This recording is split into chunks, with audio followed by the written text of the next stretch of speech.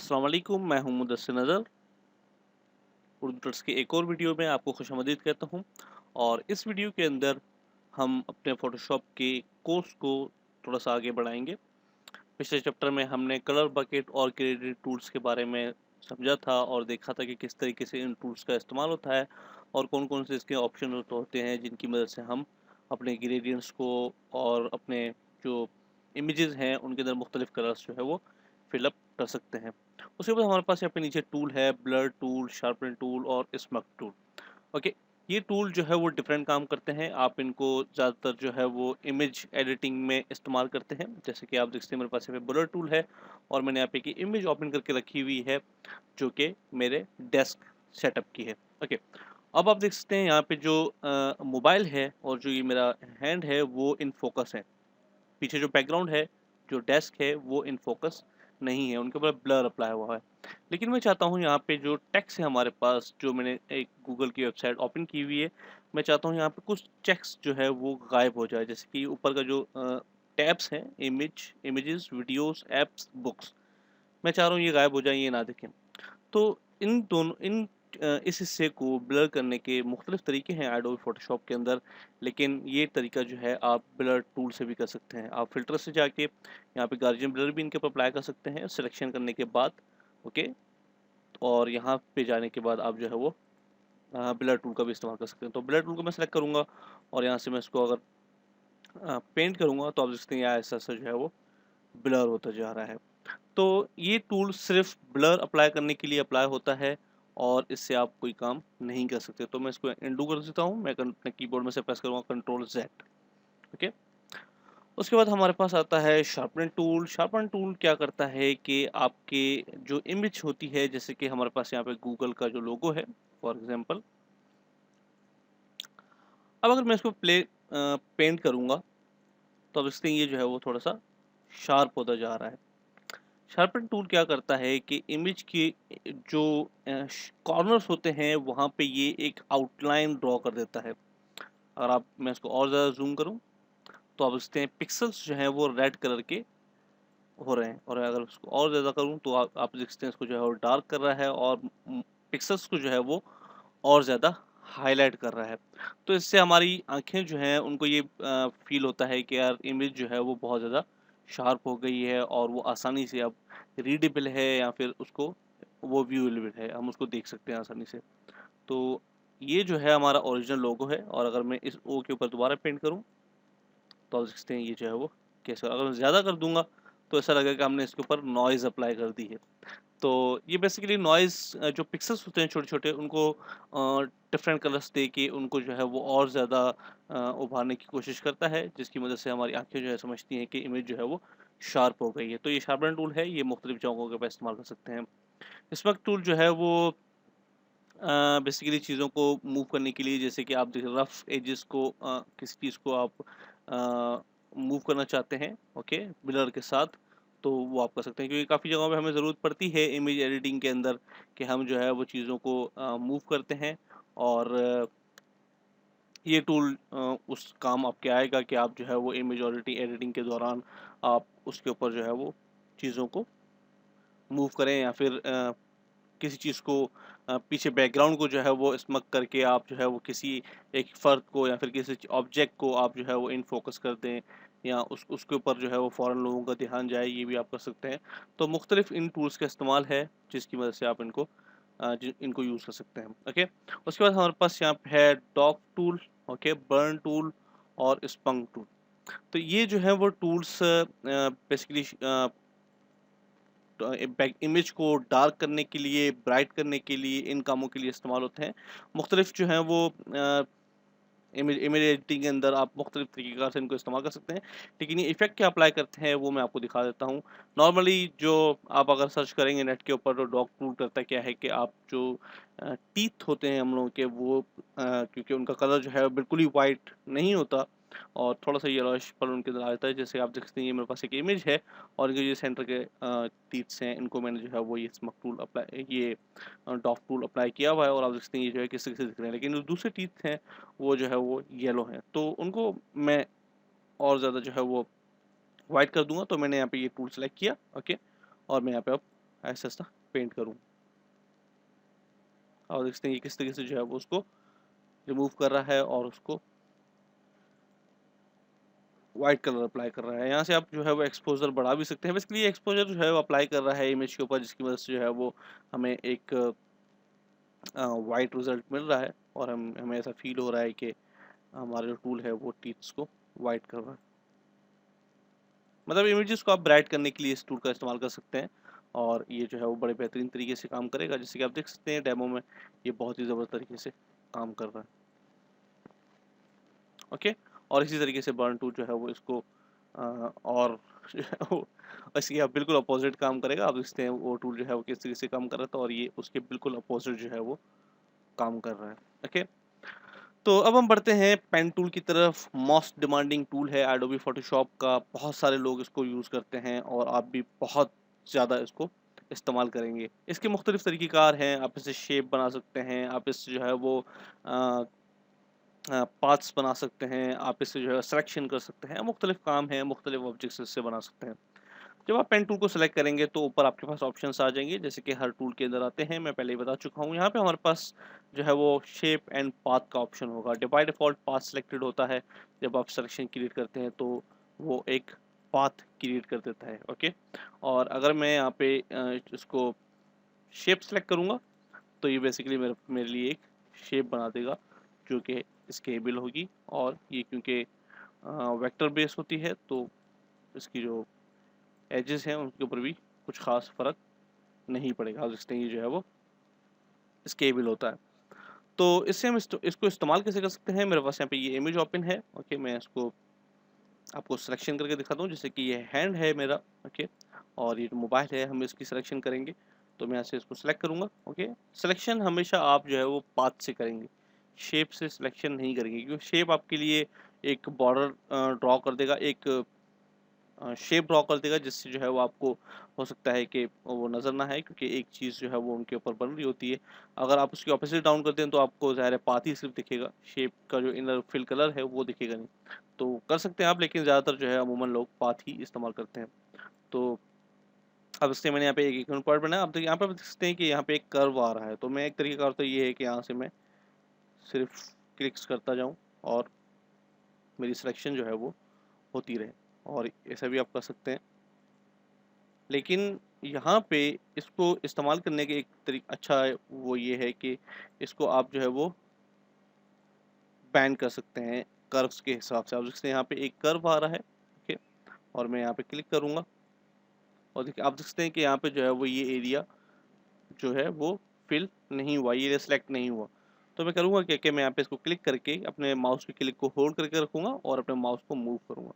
जब इसको मूव करूँगा तो मैं यहाँ से इसको बैंड कर सकता हूँ। जितना मैं ये इन लाइन्स को बड़ा करता रहूँगा तो मैं उतना इसको बैंड कर सकता हूँ। जैसे आप देखते हैं, अगर मैं इसको छोटा करूँगा तो मैं इसको ज़्यादा बैंड नहीं कर सकता। जितना मैं बड़ा करूँगा तो मैं जितना चाहूँ इसको बैंड कर सकता हूँ। ओके, तो जितनी ज़रूरत है आप उस हिसाब से अपने माउस को मूव करें और इस लाइन को ड्रॉ करें।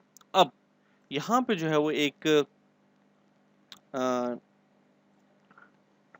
आपको ज़रूरत पड़ेगी इस पाथ को डीएक्टिवेट करने के लिए। ओके, अगर आप ऐसे ही सिलेक्शन कर लेंगे, हो सकता है कि उसके अंदर भी कर्व आ जाए। अब इससे यहाँ पे क्योंकि बिल्कुल सही कर्व हमें मिल गया है, तो उसने बिल्कुल सही तरीके से जो है वो उसको फिलअप कर दिया है। लेकिन फॉर एग्जांपल आगे जाके हमें जो है वो एक ऐसा कर्व मिलेगा जिसमें मैं आपको बता पाऊंगा कि ये टूल जो है वो किस तरीके से काम कर रहा है। जैसे आप देखते हैं ये मैंने यहाँ पे एक सिलेक्शन की है और यहाँ पे जो है वो आगे जाके कर्व नहीं है। तो अगर मैं इसको यहाँ से पाथ को क्लोज नहीं करूँगा तो मेरी इमेज, मेरे जो सिलेक्शन है वो आप देखते हैं डाउन की तरफ चली जाएगी, क्योंकि मेरे यहाँ पे ऊपर से पाथ लेकर आया हूँ। मेरा पाथ जो है यहाँ पे बिल्कुल एंड हो रहा है और उसके बाद ये जो लाइन है वो इसको आगे की तरफ, नीचे की तरफ मूव कर रही है। तो एक तरीका और तो ये आप सिलेक्शन करके उसके बाद आप अपने कीबोर्ड में से पकड़ कर रखें अल्ट का बटन और उसको सही कर दें। ओके, और दूसरा तरीका ये है कि जब आप सिलेक्शन कर लें, मैं बल्कि यहाँ पे एक, अब से मैंने सिलेक्शन कर ली और मैं यहाँ पे अल्ट का बटन प्रेस करूँगा और यहाँ पे इस पाथ को क्लोज कर दूंगा। जब मैं इसको क्लोज करूँगा तो अब मुझे सिलेक्शन यहीं से मिलेगी और मैं जैसा चाहूँ उसको मूव कर सकता हूँ। यहाँ देख सकते हैं मैं दोबारा इसको मूव कर सकता हूँ और मैं अगर इसको बंद नहीं करूँगा तो यहाँ पे मेरे पास कर्व आ जाएगा। यहाँ देख सकते हैं कर्व आ गया। तो मैं इसको बंद करूँगा यहाँ पे और दोबारा से मैं ऐसे सिलेक्शन करता रहूँगा कंटिन्यूसली।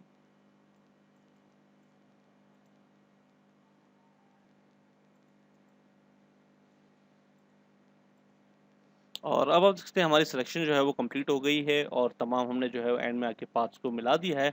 और अब मैं यहाँ पे राइट क्लिक करूँगा और मेक अ सिलेक्शन करूँगा। जब मैं मेक अ सिलेक्शन करूँगा तो मुझसे पूछेगा फेदर कितना अप्लाई करना है वगैरह वगैरह, तो आप इसको डिफ़ॉल्ट रहने दीजिए। ओके, और सिलेक्शन क्रिएट हो जाएगी। आप कंट्रोल सी प्रेस करें और उसके बाद कंट्रोल वी प्रेस करें।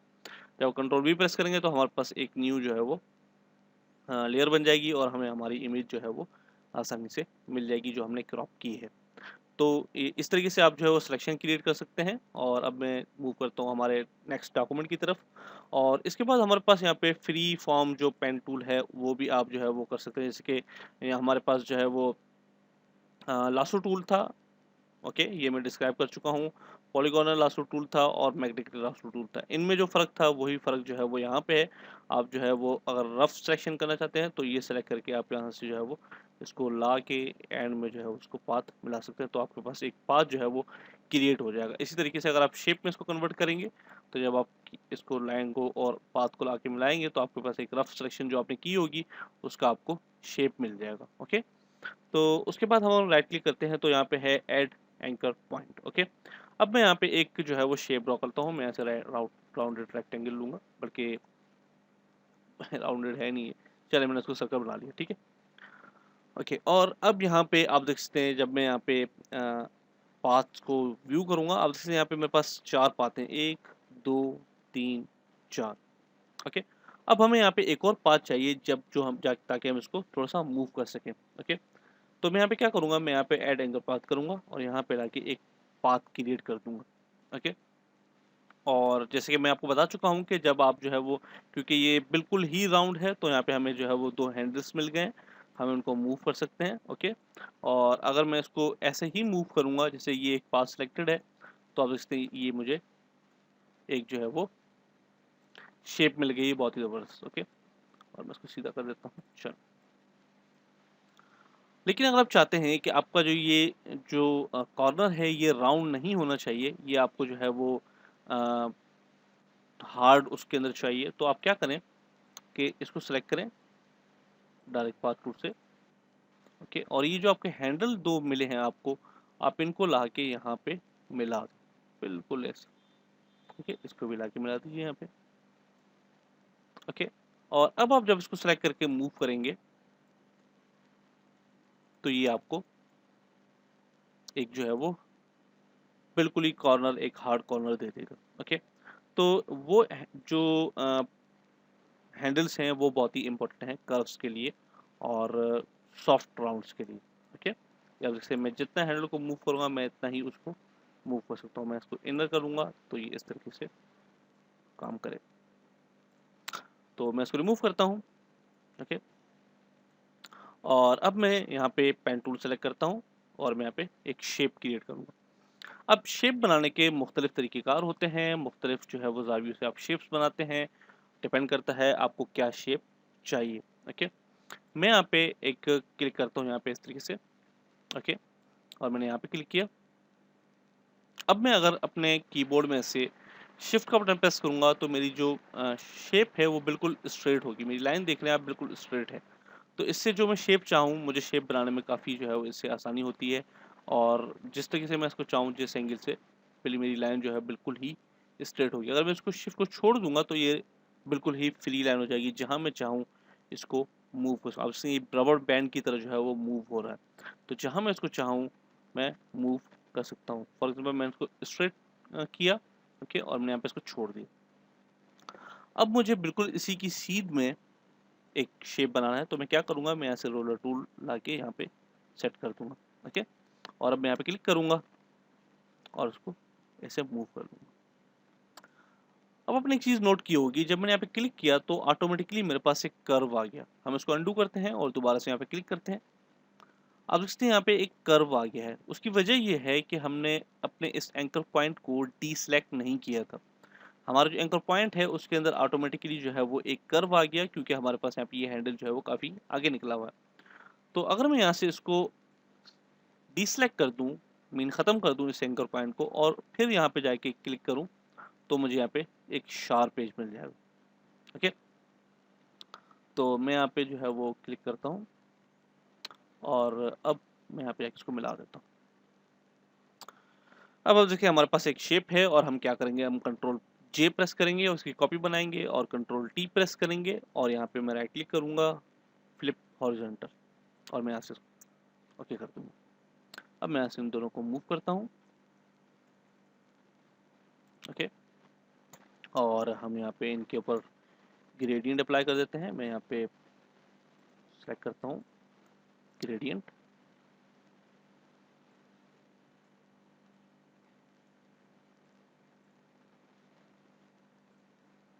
ओके, यही सेम ग्रेडियंट मैं यहाँ पे भी अप्लाई कर दूंगा।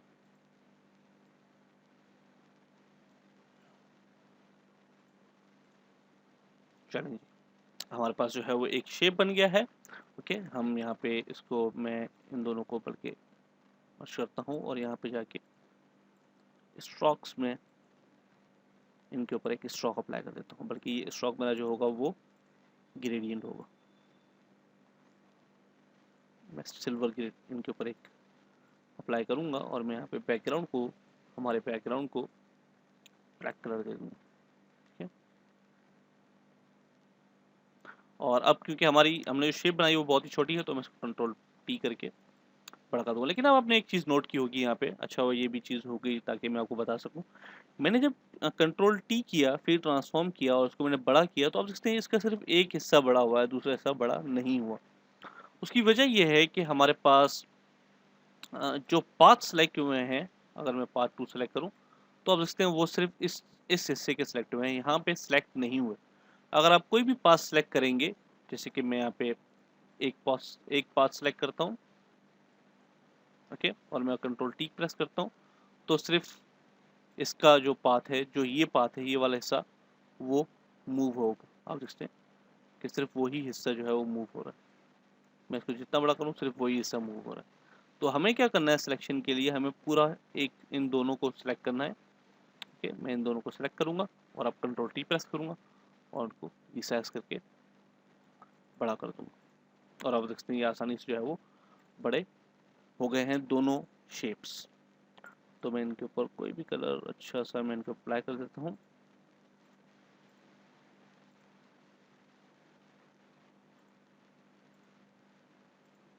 राइट, ओके, चलें जी।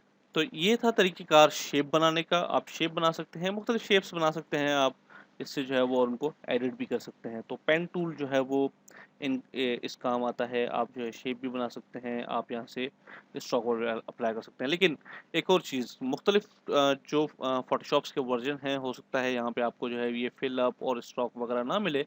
लेकिन कुछ जो अभी जो लेटेस्ट टूल्स आए हैं जैसे कि CS6 है और CC है, आई थिंक इन इन दोनों के अंदर जो है यहाँ पे ऊपर फिल और स्ट्रोक का दिया हुआ है, तो यहाँ से आप जो है वो इसको यूज़ कर सकते हैं। तो मैं यहाँ पे फॉर एग्जांपल एक और शेप क्रिएट करता हूँ। ओके, और जैसे ही आप शेप क्रिएट करेंगे आपके पास CC में एक ऑप्शन आ जाता है जिसको आप यूज़ करके मुख्तलिफ चीज़ें इसके ऊपर अप्लाई कर सकते हैं। जैसे कि मेरे पास यहाँ पे हाइट एंड विड्थ है, ठीक है, मेरे पास यहाँ पे फिल कलर है, मैं इस फिल कलर को रिमूव करूँगा तो फिल कलर चला जाएगा। मेरे पास यहाँ पे स्ट्रोक कलर है, ओके, मैं स्ट्रोक इसके ऊपर अप्लाई कर सकता हूँ, जैसे कि मैं ये येलो बल्कि ब्लू कलर अप्लाई कर देता हूँ। लेकिन आप नोट करें जब मैंने इसके ऊपर जो है वो ब्लू स्ट्रोक अप्लाई किया तो यहाँ पे मेरे पास डॉटेड लाइन्स आ गई। उसकी वजह ये है कि इलस्ट्रेटर की तरह अब फोटोशॉप ने भी हमें स्ट्रोक का ऑप्शन अलग से दिया हुआ है, तो हम यहाँ पे आसानी से जो है वो इसको मूव कर सकते हैं और मतलब इसके ऊपर जो है वो स्ट्रोक अप्लाई कर सकते हैं। तो स्ट्रोक की डिटेल्स में हम बाद में जाएंगे, फिलहाल मैं आपको जो बेसिक्स हैं वो बता रहा हूँ। उसके बाद हमारे पास यहाँ पे एक और ऑप्शन है रेडियस का। ये सिर्फ एडोबी फोटोशॉप CC में है, CS6 में भी नहीं है। अगर आप एडोबी फोटोशॉप CC यूज़ कर रहे हैं तो आप जो है वो रेडियस को यूज़ कर सकते हैं। अब देखिए मैं इनको डायनेमिकली मैं इनको मूव कर रहा हूँ और मुझे पता पड़ रहा है कि मैंने स्ट्रोक कितना अप्लाई किया है। पहले होता ये था कि हम जो है वो अगर हमें राउंडेड कॉर्नर जो है वो रेक्टेंगल बनाना है तो हम सेलेक्ट करते थे, उसके बाद यहाँ पे जाके रेडियस को इंपोर्ट करते थे। हमें अंदाज़ा नहीं होता था कि 2 पिक्सल में कितना जो है वो रेडियस अप्लाई होगा वगैरह वगैरह। तो हमारे पास यहाँ पे एडोबी ने हमारे पास यहाँ पे एक ऑप्शन दे दिया है, इसको हम मूव करके जो कर्व चाहें वो हम हासिल कर सकते हैं। अगर आप चाहते हैं कि आप एक तरफ से इसको कर्व दें और तमाम तरफ से जो है वो ये शार्प कॉर्नर हो, तो आप यहाँ से लिंक हटा दीजिए और जिस तरफ से आपको कर्व चाहिए वहाँ से आप कर्व दे सकते हैं। ये देखिए,